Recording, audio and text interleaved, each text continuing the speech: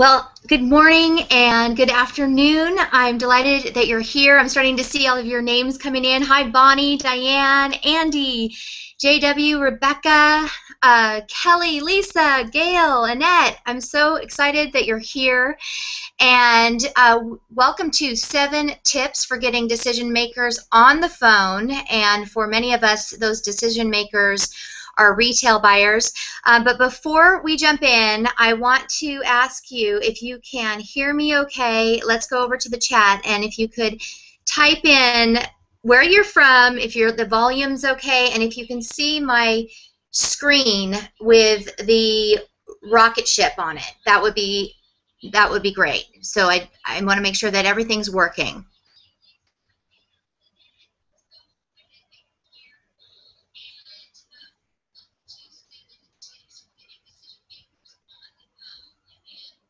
Can you go ahead and send in the chat? Somehow I'm getting some strange feedback, and I want to make sure that you're hearing everything okay.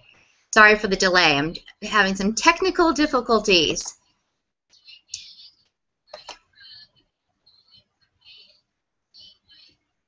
Okay, are you able to hear me now?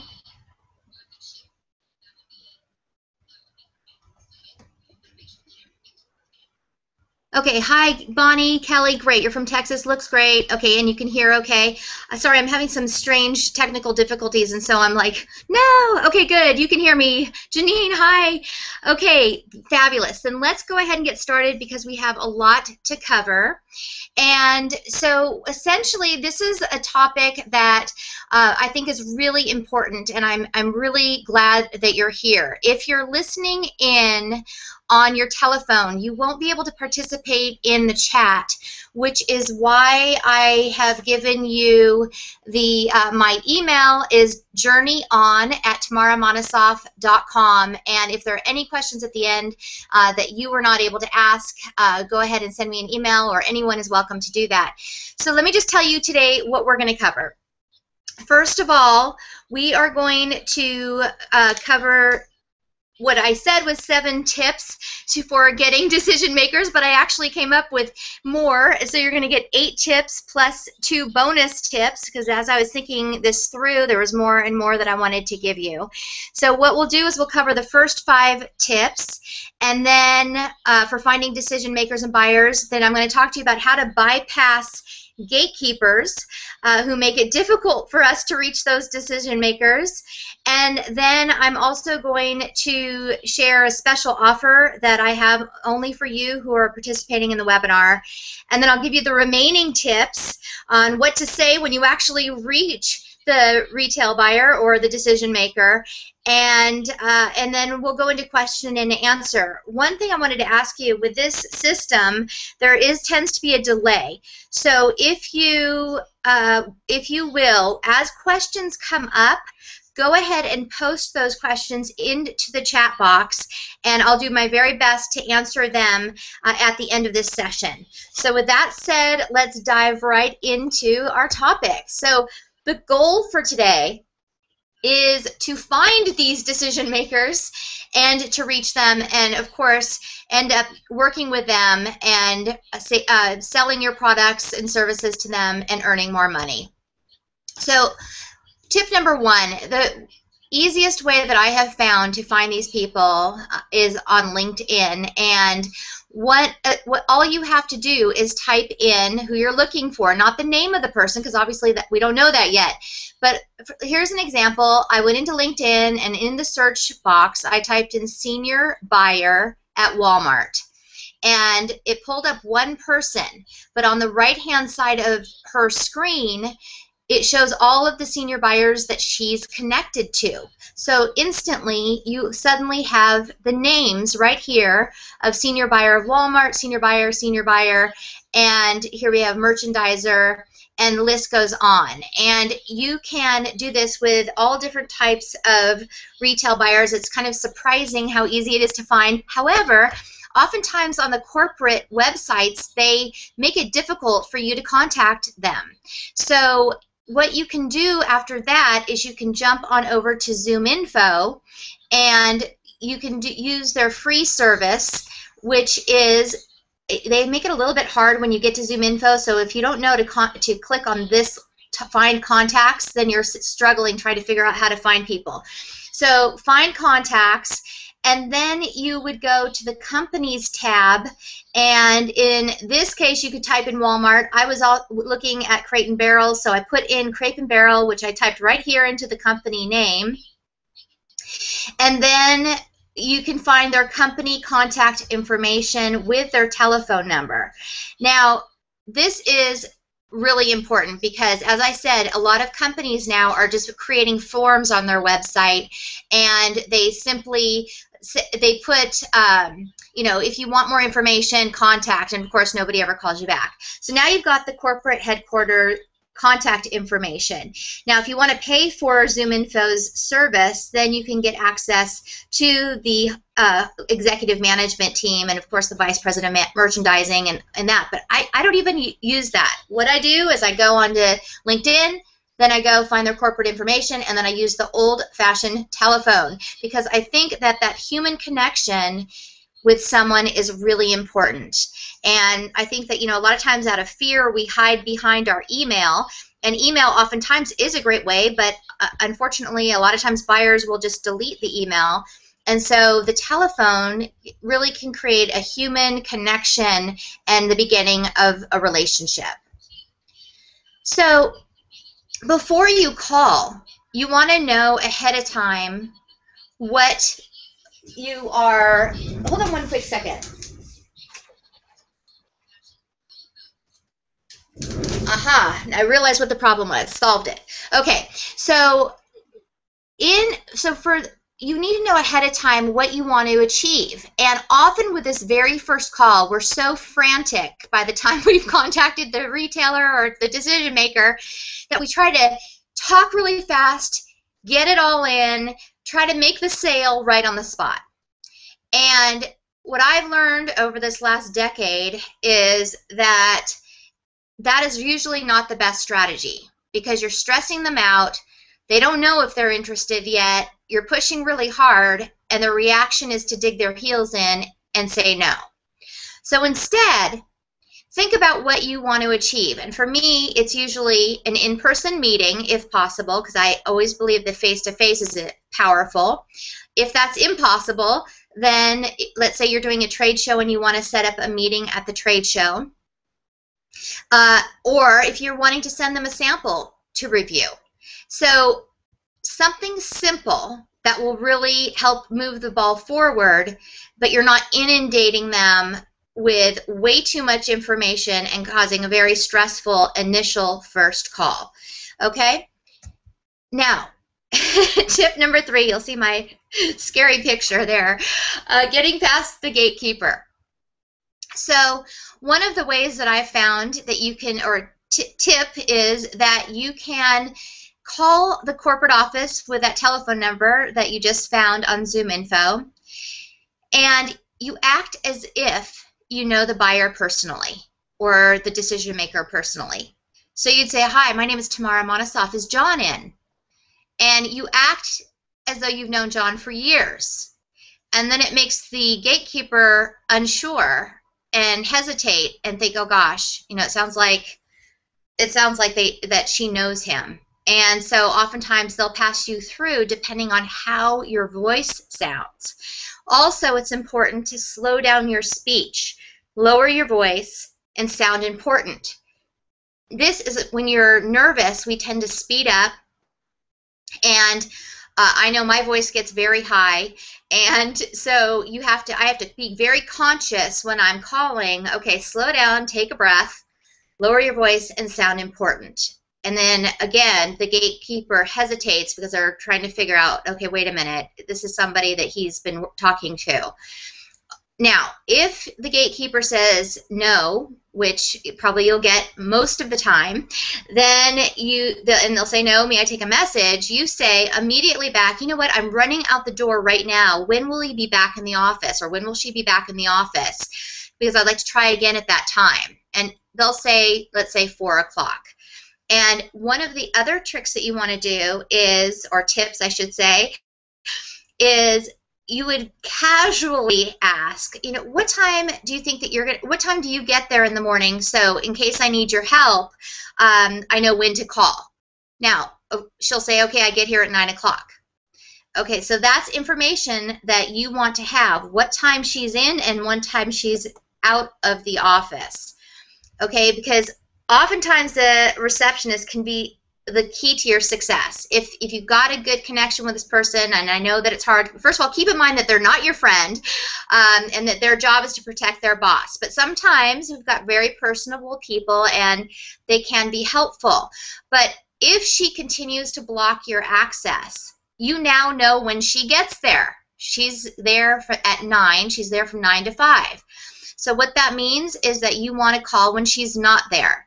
So first of all, call after hours, because oftentimes buyers will work longer hours than most of the receptionists. So they'll still be at the office beyond 5 o'clock. In fact, between 5 and 6, 6:30 is like your window of opportunity to actually catch someone. So oftentimes they'll answer the phone. So that's a really good tip to try out, and I've had that happen many times successfully.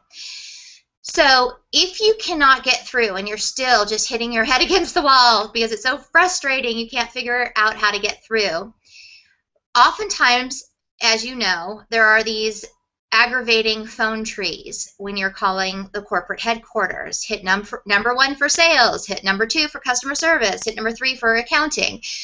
Always hit the number for sales, because the company does not want to miss anything. They don't want to miss any sales. So hit the sales button, and you're going to get, this is if it's during work hours, you're going to get the sales team. Then you can say, oh, I'm so sorry, I must have gotten this by mistake. Can you please connect me with, and then the vice president of merchandising if you don't have the name, or the person's name that you've gotten off of LinkedIn if you did get that, if you were able to get that name. Another tip is that if you're after hours and use the directory, the after hour directory, where they list the people's names often after the receptionist is gone. So now you've been on LinkedIn, you found John Smith, he's the senior buyer at Crate & Barrel, and so now you're looking for Smith on the directory and you're typing out John's name. Now if John's name isn't there, what you want to do, and you may want to try a different name, is that you want to listen to what the extension numbers are. So oftentimes when you're listening to these corporate extension numbers, it'll say John Smith extension 457, or so you're getting these numbers. So you want to learn the extension pattern. Then you just start calling every extension using that pattern that you possibly can. And then when anyone answers the phone, you say, oh, I'm so sorry, that I must have gotten the wrong extension. I made a mistake. I'm looking for John Smith. And they're like, oh, John Smith is no longer with us. And either you can say, oh my gosh, okay, well then do you have, and then you can say the next person on your list that is in the same office that you found on LinkedIn, or you can say, okay, well, who's the director of merchandising? But usually you want to act like you know who the person is. So do another name on your list first and see if you can get them to transfer you to another person on your list that appears to be in the same office. And because when you get someone by mistake and you're saying that you're sorry that you got to the wrong one, they know that the receptionist has gone home, so they're much more likely to connect you. And but you want to make sure that you've asked them for the extension number. So you just say, oh, would you mind connecting me, and could you give me his extension number in case we get disconnected? And I have found that that is one of the simplest ways to get redirected without having to go through the receptionist or the switchboard, because they know that they're gone for the day and they're going to be more helpful. So in terms of finally getting to your destination, the good news is if you can get your hands on that extension, you can call during work hours and dial direct with that extension, or simply say to the receptionist, extension 345, please, and John Smith at 345. And so then the receptionist knows that you know that, and so they'll just push you through. With voicemail, just keep in mind that buyers will most likely not ever call you back.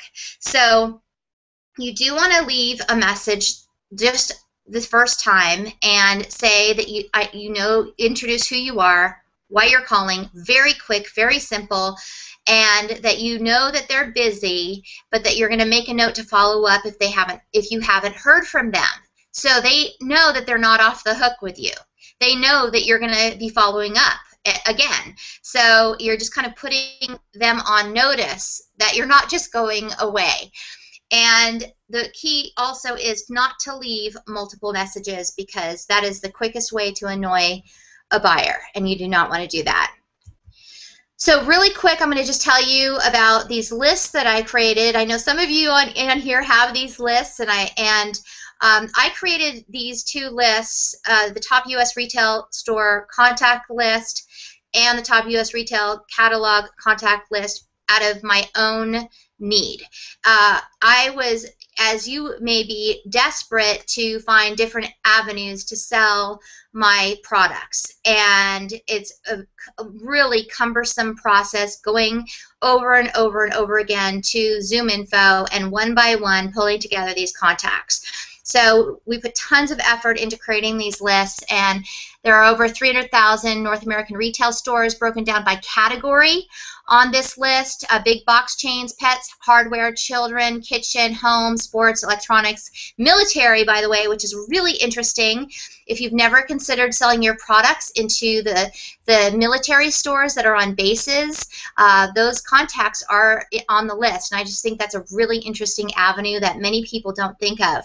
Also on the catalog list, there's over 150 North American retail catalogs with a combined circulation of over 40 million. And so what I wanted to just offer quickly, and then we'll move right on to the remaining tips, is that you can get both of these for participating. Oh no, did I mess up? Looks like something's not working. So I'll have to send this to you in the replay. But the offer really is, for those of you who are part of this, is, oh, there it is. Yay, it worked. Okay, hopefully you're seeing that on your screen. And it's $47 for both lists and for the tips for selling to retail buyers, where I have a script. And it's normally $154 for the two lists. So you can get both of those for $47 if you want to grab them right now. But meanwhile, I'm jumping ahead and going to our next tips that you can use right away. Okay, so now you finally reach the buyer. Let's imagine you've gone through all of what we just talked about.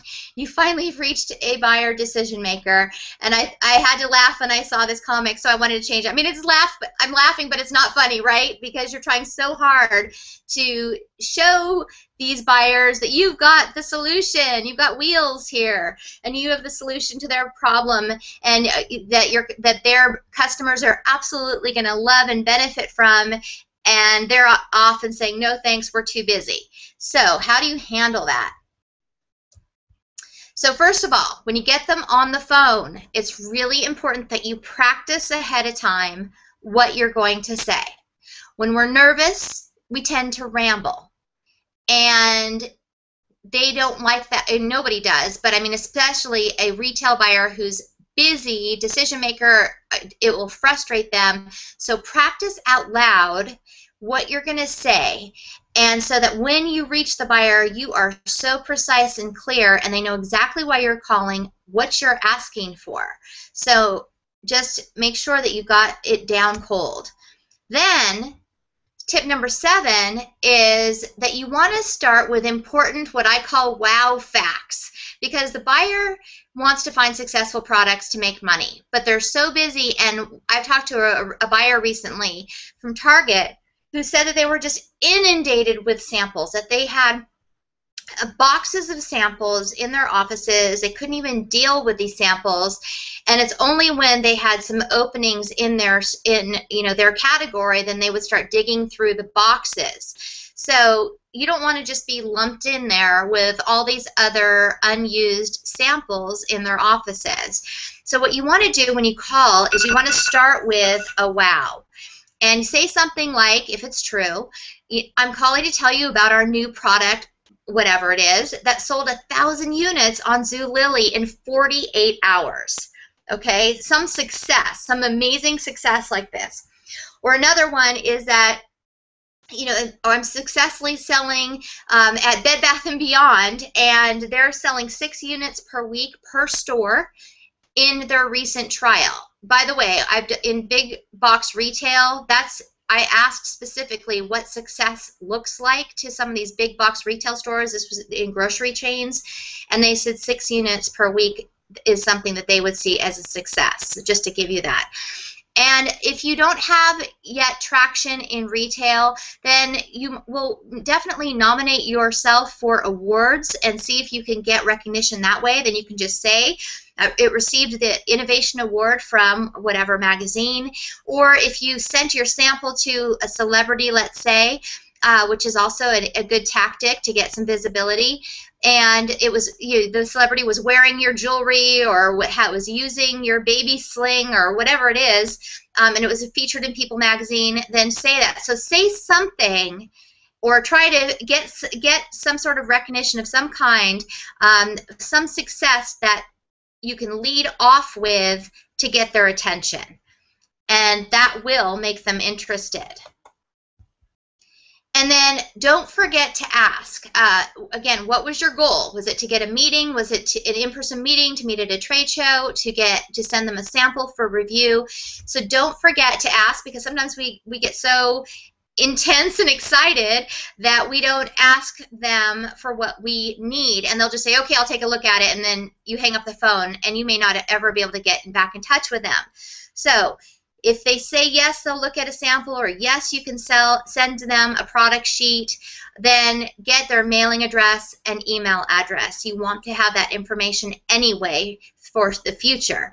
And don't hang up until you have a follow-up call on the calendar. And the best way to say that is, would it be okay with me, I'm going to send you the sample today, priority mail, would it be okay for me to contact you again 2 weeks from now on, the 7th, and the 7th of whatever, and just make it concrete and get it into their calendar so that they know, and then they will say, most likely, yes, that's fine. So the bonus tip number 1, and then I'm going to open it up to questions because I know we're getting close on the end of time, is to write a handwritten thank you note. This is an art that is hardly used. People are just sending quick little thank yous on email, and it's just so impersonal.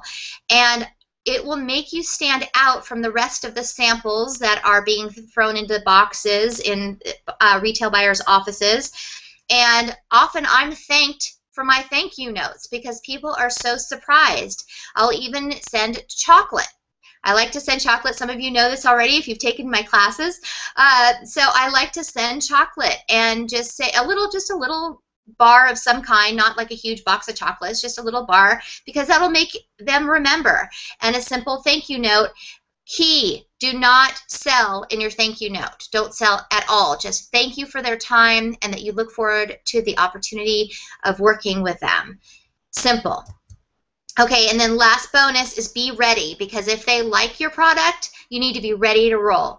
And that is, if you have product sell sheets, you need good photos. I mean really good photos, high quality photos, the benefits and features of your product, contact information, price listing.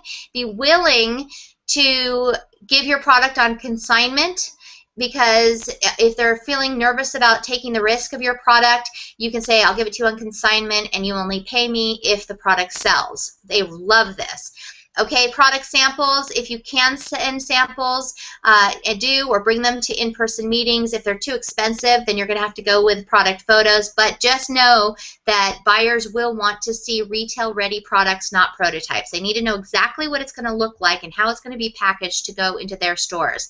And testimonial sheets are really important with satisfied retail customers as well as end users if you're selling online. So with that said, go ahead and send me your questions, and I'll do my best to answer them as quickly as I can. So I'm going to pop on over to the chat and see. Okay, let's see if we have any questions so far. Oh, it's so good to see all of you. Oh, hi, Christine. Okay, I'm acknowledging all of you. I want to be here for your questions right now, but I thank you for all of your messages to me. Any questions so far?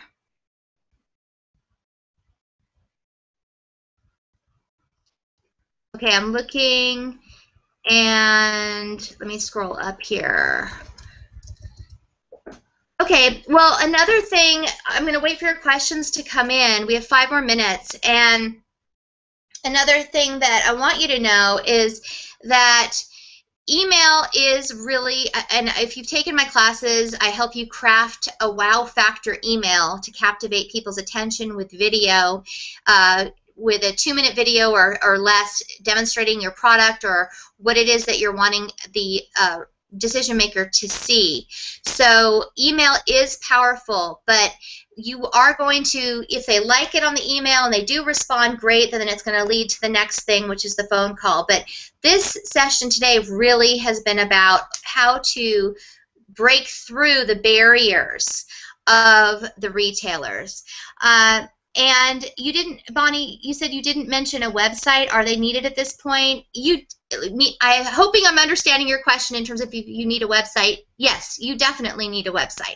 And you don't need to be, it doesn't need to be a big complex website. It just needs to be a place where the buyer can see that you're a legitimate business. So you want to definitely have a presence on the web. And I hope I'm answering your question correctly. So at the very least, you would have a web page with the product, photos, and a way for people to contact you. But you definitely do. Okay, Andy, do you have a premium LinkedIn account or the free one? Believe it or not, Andy, I do not use the premium. I use the free one. So I have heard great things about the premium because obviously then you can send in mail, is what they call it, and you can email directly to the buyer. And so yes, if that is something that you that would help, do it. And that is something, it's pretty pricey. I can't remember what it was. I'm wanting to say I want to say it's over $100 per month, but I could be wrong. Maybe you know better. I've looked it before, but I've had a good success just finding the names this way. Oh, I know what I want to tell you too. With emails, if you find the buyer's name and you are still not able to get through on the phone, you can go to the corporate website and go to their press page and look at the press release, because they're always going to have a point of contact on the press release.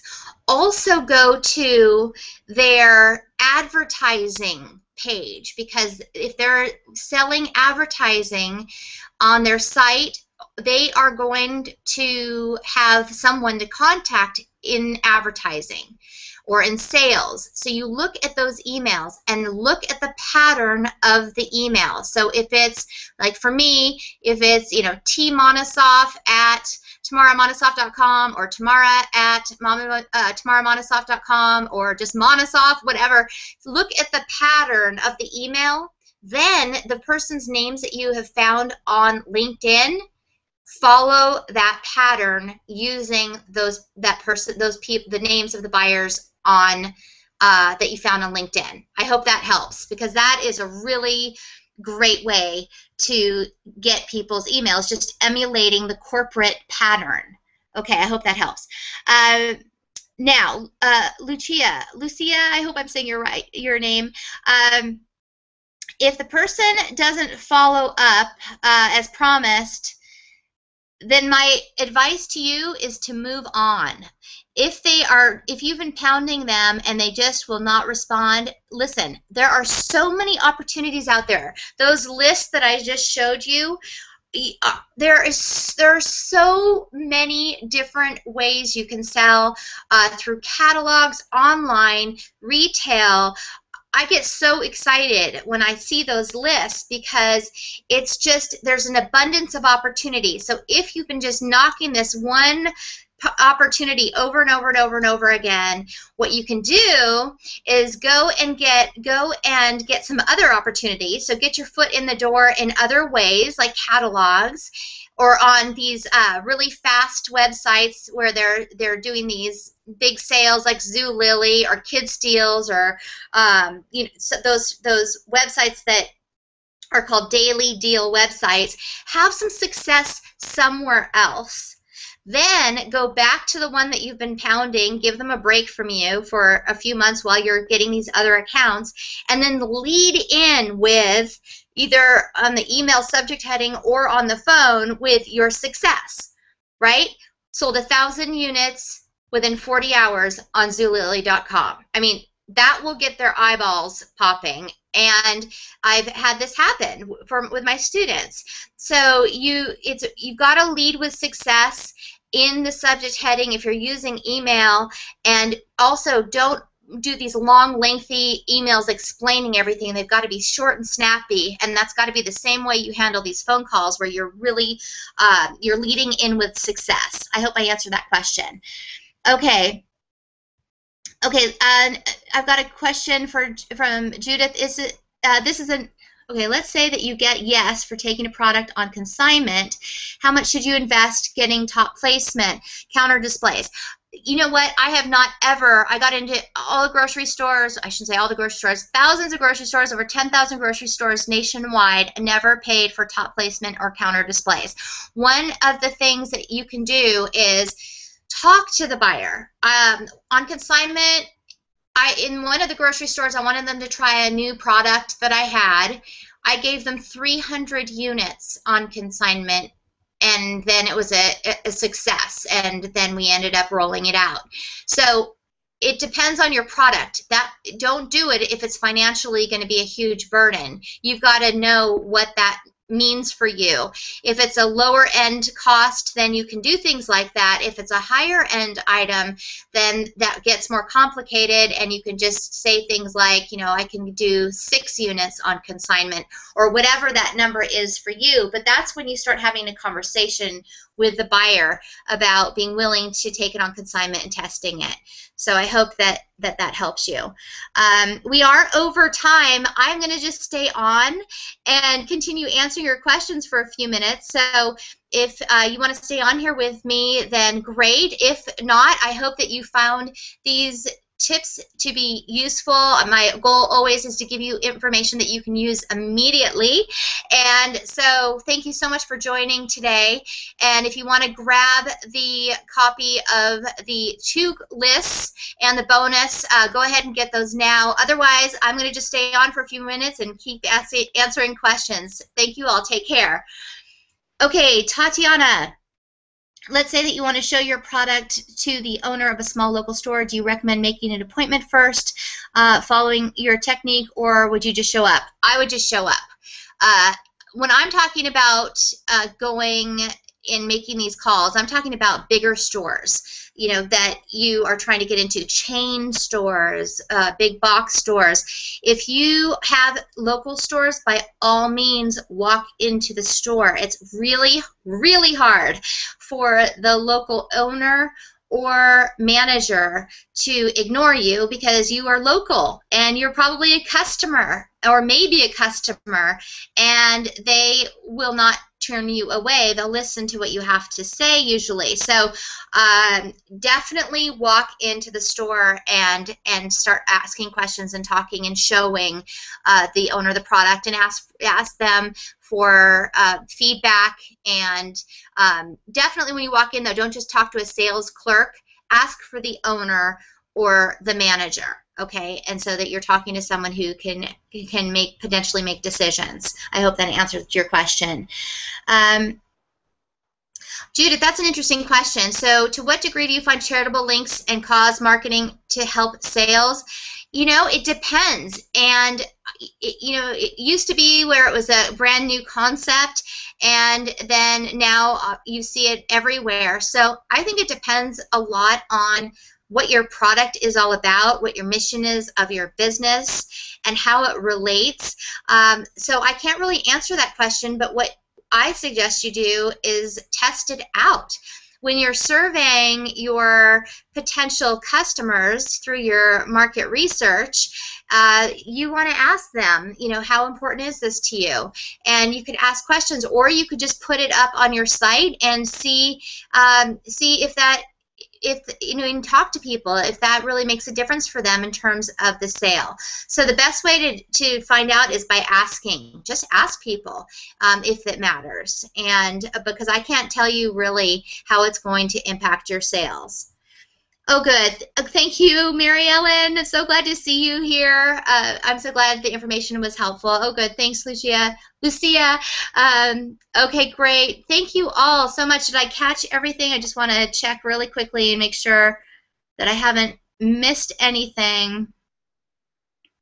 I think we've got it. So if by the way, there is something and you're on your phones watching this and you weren't able to participate in the chat, then go ahead and just send an email to journeyon@tamaramanesoff.com. And I look forward to seeing you at the next webinar. Take care, everyone. Bye-bye.